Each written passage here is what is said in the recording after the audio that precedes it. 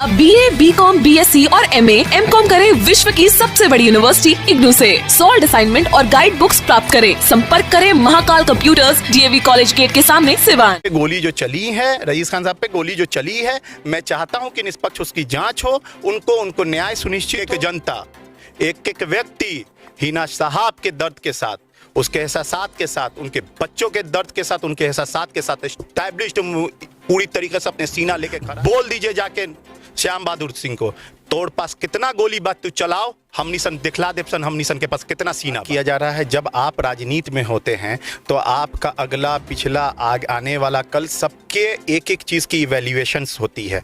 तो आपको माननीय रईस खान साहब का भी आपको एक एक चीज़ एवेल्यूएट हो रही है, तो उस इवैल्यूएशन से वो डर क्यों रहे हैं? आयरन लेडी हम लोग मुंतखब करते हैं, आपसे सूरज से रोशनी लेके हम जैसे चांद, आप सिवान नहीं जाएंगी छोड़ के।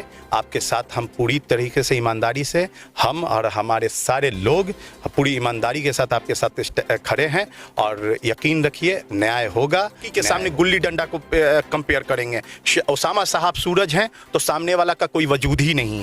ये जो लोग हैं ना, गोडसे वाले लोग हैं, हम लोग हैं ना गांधी वाले लोग।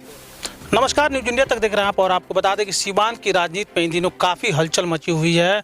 आपको बता दें कभी हाल ही में MLC चुनाव बीता है, और MLC चुनाव में जिस दिन चुनाव की प्रक्रिया चल रही थी, चुनाव खत्म होने के बाद जो MLC उम्मीदवार थे रईस खान, उनके ऊपर गोली चली, और गोली चलने के बाद अगले दिन उस वक्त खलबली मच गई जब उसमें नाम सीवान के पूर्व सांसद डॉक्टर मोहम्मद शहाबुद्दीन के पुत्र ओसामा साहब का आया। उन्होंने ओसामा साहब सहित 8 लोगों पर FIR दर्ज कराया, जिसके बाद से ही सीवान के राजनीति में एक बड़ा भूचाल आ चुका है।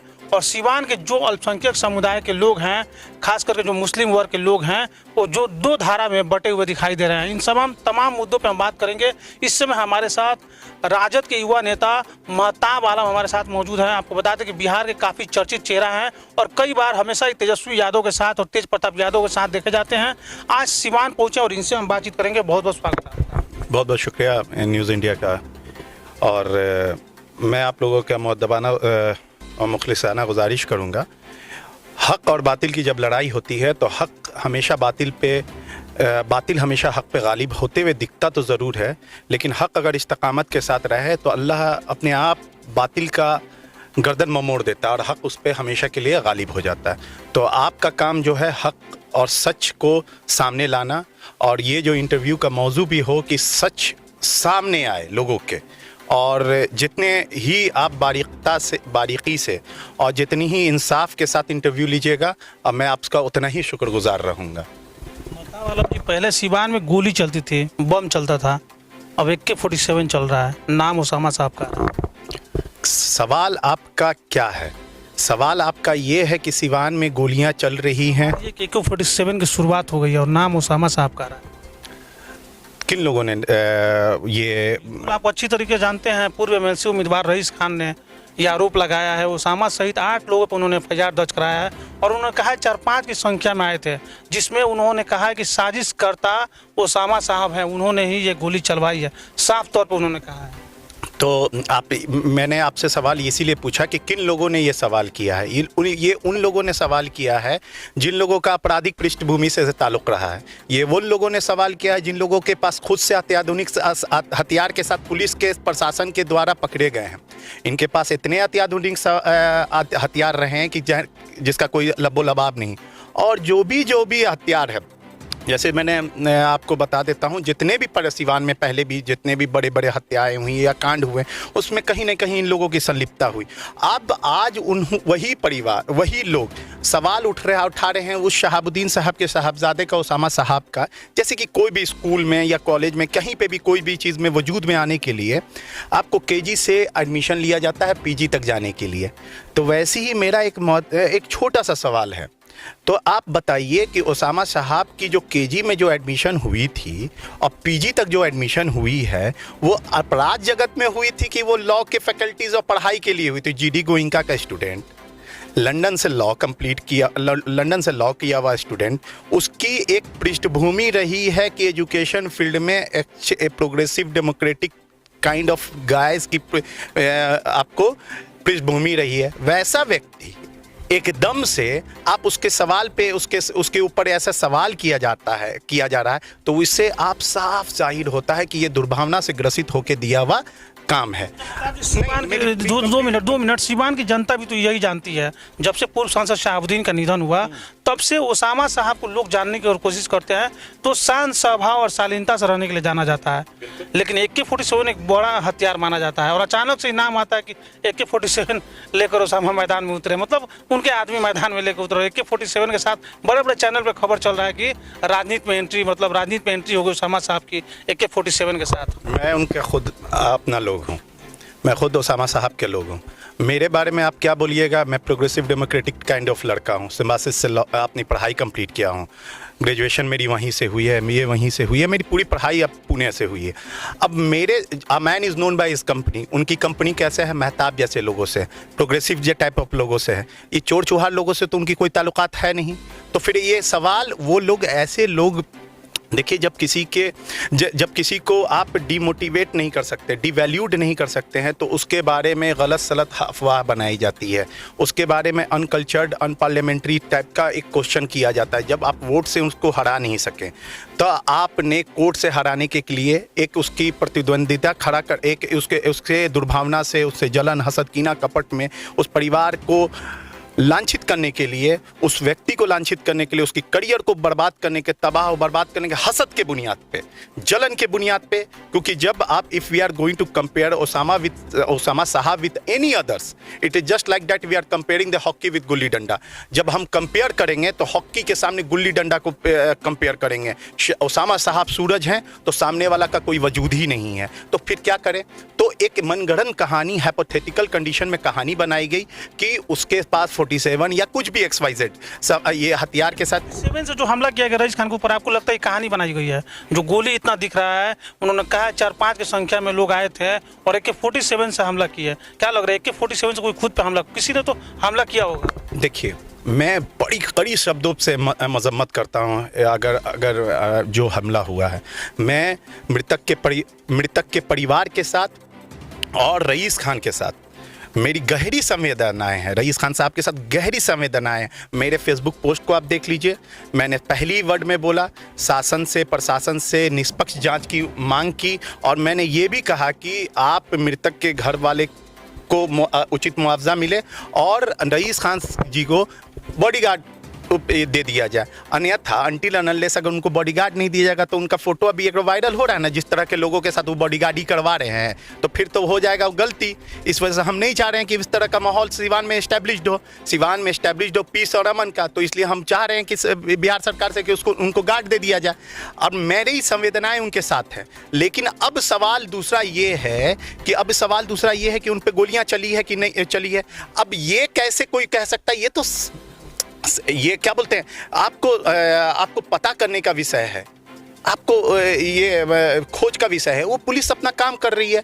अब पुलिस अपना काम कर रही है तो उसको पुलिस को काम करने दीजिए। हमको पूरा न्यायपालिका पे, कार्यपालिका पे पूरा हम लोगों को जैसे लोगों को, सारे लोगों को यकीन है, और हम पूरी यकीन के साथ 100% यकीन के साथ आपको बोल सकते हैं कि निष्पक्ष जांच होगा तो दूध का दूध, पानी का पानी हो जाएगा। इसमें कितनी इंडल्जमेंट हमारे नेता की है और कितनी इंडल्जमेंट खुद से करवाए हुए लोगों की है, वो सब साफ हो जाएगा। बहुत बड़ा सवाल अभी सामने निकल के आ रहा है। जब से ओसामा साहब का नाम इसमें आया है तब से एक बात सामने आ रहा है कि जो खास करके मुस्लिम बिरादरी के लोग हैं, जो शहाबुद्दीन समर्थक कहे जाते हैं, वो साफ तौर पे ये कह रहे हैं कि सीधे मतलब रईस खान पर आरोप लगा रहे हैं, और सीधे ये कह रहे हैं, मतलब वो कह रहे हैं कि रईस खान को उल्टा सीधा क्या कुछ लिख रहे हैं फेसबुक पे, ये सही है क्या?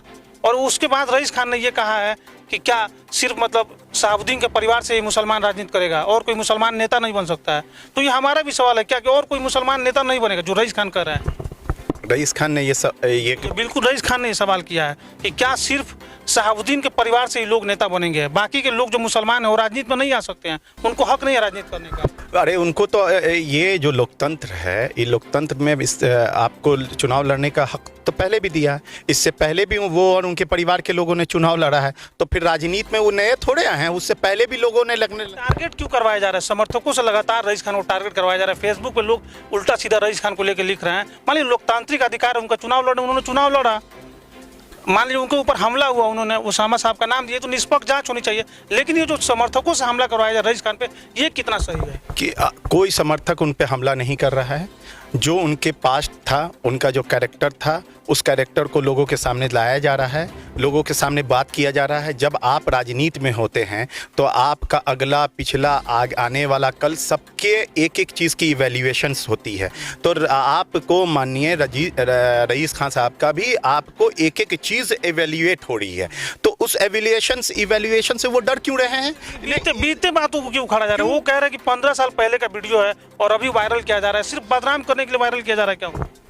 15 साल पहले का वीडियो है। 15 साल पहले का वीडियो है। वो कह रहे हैं कि हमने खुद एक मौलाना साहब के कहने पे ये सभी चीज़ त्याग दिया था, छोड़ दिया था, और मैं समाज सेवा कर रहा हूँ, समाज सेवी हूँ, तो क्यों लोग चाह रहे हैं कि मैं फिर से उसी रास्ता पे जाऊँ? नहीं, क्या उनको अधिकार नहीं है कि अच्छे रास्ते पे चले? नहीं, हम लोग तो बोल रहे हैं कि हम तो मोस्ट वेलकम कह रहे हैं कि आप अच्छे रास्ते पे आइए ना, आप लड़िए ना, डेमोक्रेटिक है, आपको परेशान नहीं कर रहा, आपको कोई किस नहीं कर रहा। लेकिन जब लोकतंत्र में है, आपसे सवाल पूछा जाएगा। अगर आप सवाल से डर रहे हैं तो इसका मतलब कहीं ना कहीं आपके अंदर खोट है, आपकी नीयत में खोट है। देखिए, देश में ना नेताओं की कमी है, ना देश में नेताओं की नीति में कमी है। देश में अगर नेताओं की नीयत में कमी होती है, नेताओं की नीयत में कमी, अगर उनकी नीयत साफ है, public will decide whether he is right or wrong। ये जनता के डोमेन में न चला गया है कि वो क्या है। उन्होंने बोला है कि मैंने एक अल्लाह वाले के सोहबत में आके मैं है ना वाल्मीकि बन गया हूँ। उन्होंने यही ना बोला है।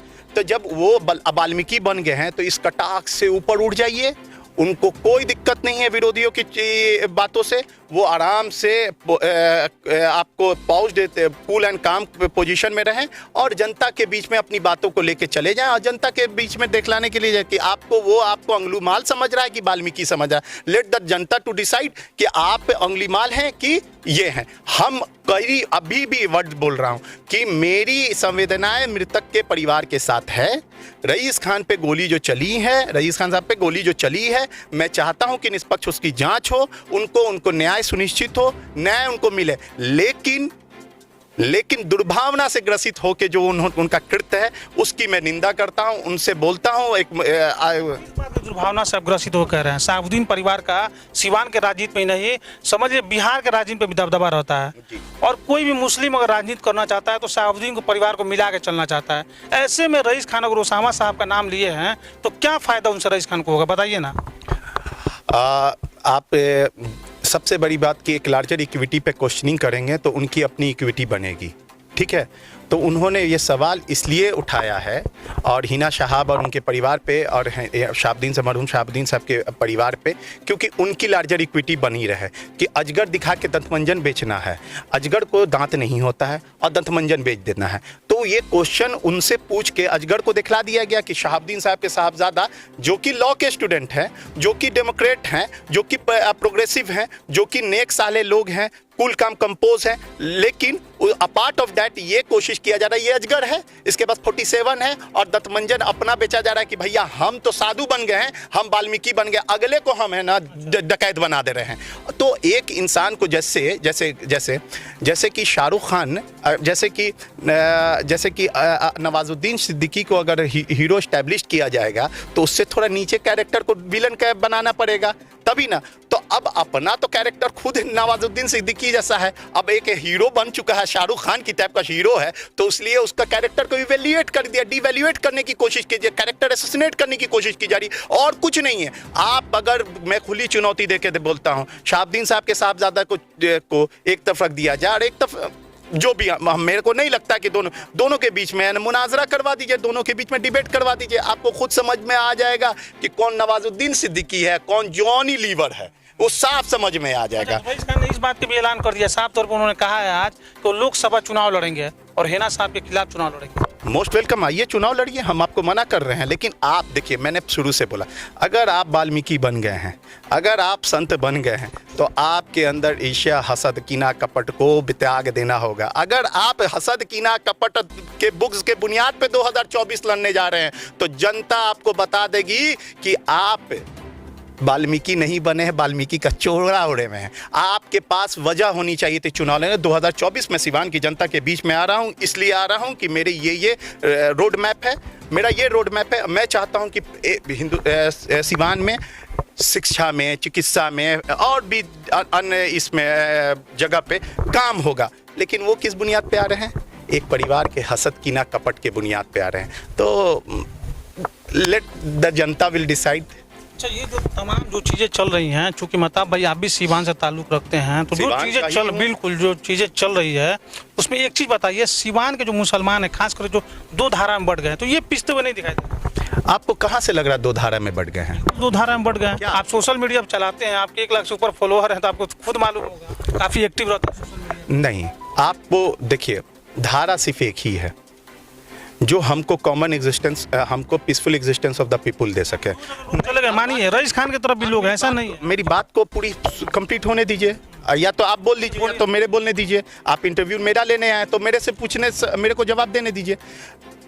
बिहार सिवान का एक ही धारा है जो common existence of the people है, वो peaceful existence of the people है। वो पीसफुल रहना चाहता है, वो चाहता है कि यहाँ पे अमन याफ्ता माहौल को इस्टेब्लिश कर सके, हो जाए और यहाँ पे लोग प्रोग्रेस के तरफ, राह की तरफ बढ़े। तो जो 2 धारा जो दिख रही है, जो बनाने की बाइनरी कोशिश की जा रही है कि माइनॉरिटी सेक्शन में 2 सेक्शन हो चुका है, आने दीजिए चुनाव, आपको साफ साफ समझ में आ जाएगा। 2 सेक्शन में गया है कि एक ही सेक्शन में है, जो कि अमन का सेक्शन है, जो कि हक का सेक्शन है, जो कि न्याय का सेक्शन है, जिसको न्याय को एस्टैब्लिश करने के लिए यहाँ की जनता एक साथ रहेगी। अब कुछ लोग उनके पास भी हैं, तो रहने दीजिए। कुछ लोग तो आपको आखिरी सवाल मतलब लेते हैं, पूर्व सांसद शहाबुद्दीन के निधन के बाद जो उनके समर्थक हैं वो हमेशा से ये इंतजार करते रहते हैं कि उसामा साहब का अगला कदम क्या होगा, उसामा साहब क्या कुछ कहते हैं, लेकिन अभी तक मीडिया के सामने आके उन्होंने कुछ बातें नहीं कही हैं। लेकिन अब जब उसामा साहब का खुद नाम पड़ गया, FIR हो गया है, और इतना बड़ा FIR है, इतना बड़ा मामला है, तो क्या लग रहा है उसामा साहब अब अपने जनता के बीच आएंगे और बातचीत करेंगे इन तमाम मुद्दों के बाद? देखिए, मैं आपको बता दे रहा हूँ कि उसामा साहब अंतर्मुखी लोग हैं, बहुमुखी नहीं हैं। लोगों के बीच में तो रहते हैं, लेकिन मीडिया से थोड़ा दूर रहते हैं। बताया ना, आपने भी बोला कि कूल काम कंपोज किस्म के लोग हैं। वो अपनी बातों को बड़ा वो अपने डीड पे यकीन करते हैं, काम पे यकीन करते हैं। वो चाहते हैं कि काम करके मैं जनता के बीच में जा। लोग मन की बात करते हैं, हमारे प्रधानमंत्री भी मन की बात करते हैं।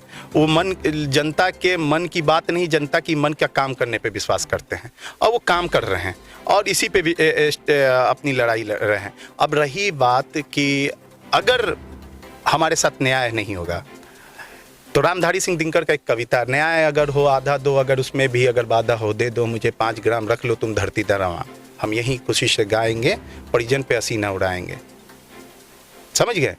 किंतु दुर्योधन वो भी दे न सका, समाज आशीष की ले न सका। याचना नहीं अब रन होगा, जीवन जय या मरण होगा। अगर हमारे साथ न्याय नहीं हुआ तो हम पूरे देश में, पूरे बिहार में न्याय यात्रा निकालने का काम करेंगे, और लोगों के हर गली चौराहा पे जाएंगे और लोगों के बीच में जाएंगे और बताएंगे कि हमारे साथ कैसे अन्याय हो रहा है। एक सवाल और लेंगे, जहाँ आप लोकतंत्र की बात करते हैं, निष्पक्षता की बात करते हैं, वहाँ पे पूर्व विधायक हैं श्याम बहादुर जी, उन्होंने साफ तौर पे मीडिया के सामने एक स्टेटमेंट दिया है कि गोली का जवाब गोली से है। इसे किस हद तक सही मानते हैं? एकदम मैं बोला ना, ये जो लोग हैं ना, गोडसे वाले लोग हैं। हम लोग हैं ना, गांधी वाले लोग हैं। समझ गए?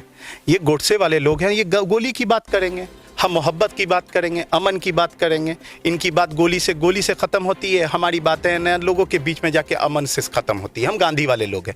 इनको गोली चलाने दीजिए, खुद पे भी गोली इन लोगों ने खुद से चला के गोली पे गोली की बात कर रहे हैं। इनको चलाने दीजिए, खुद पे गोली आने दीजिए ना, आने दीजिए, साफ साबित हो जाएगा। 47 से हमला हो रहा है, आप कर रहे हैं खुद पे गोली। मैं एक आम इंसान होके मैं अपने बात को रखा।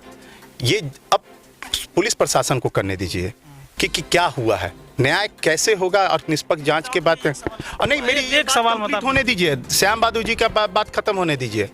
तो उन्होंने गोली की बात की, हमने आपको क्या बोला, अमन की बात की। उन गोडसे वाले लोग हैं तो उनको गोली चलाने दी। उन्होंने गांधी पे भी गोली चलाई थी, उन्होंने कलबुर्गी पे भी गोली चलवाई थी, उन्होंने यहाँ पे भी गोली चलवाई। हमारा सीना साफ सामने है, तुम्हारी गोलियां कम हो जाएगी, हमारा सीना कम नहीं होगा। सिवान के एक एक जनता, एक एक व्यक्ति हिना साहब के दर्द के साथ, उसके एहसासात के साथ, उनके बच्चों के दर्द के साथ, उनके एहसासात के साथ एस्टैब्लिश्ड पूरी तरीके से अपने सीना लेके खड़ा है।